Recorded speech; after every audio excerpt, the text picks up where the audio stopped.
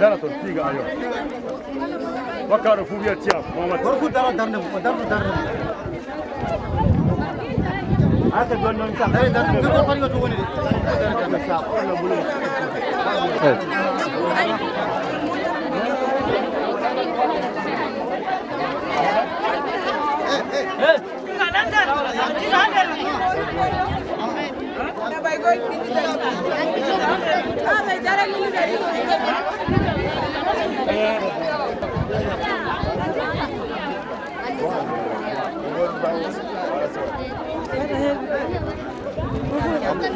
Senden çıksın bir adım ileriye.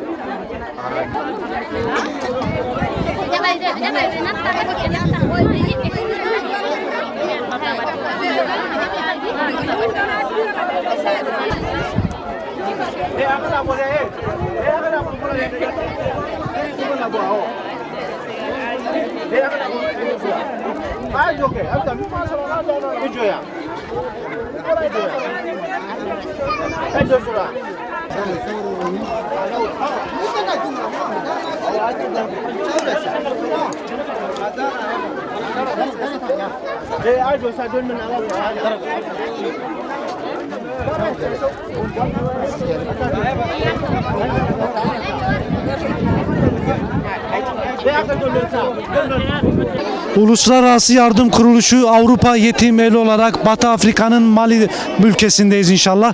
Burada kampları ziyaret ettik.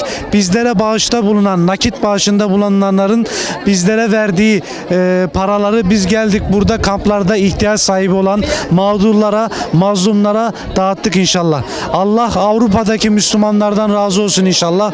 Rabbim hayırlarını kabul etsin. İşte bizleri bu mağdurlarla mazlumlar arasında köprü eyledikleri için bir kez daha şükranlarımızı sunuyoruz inşallah.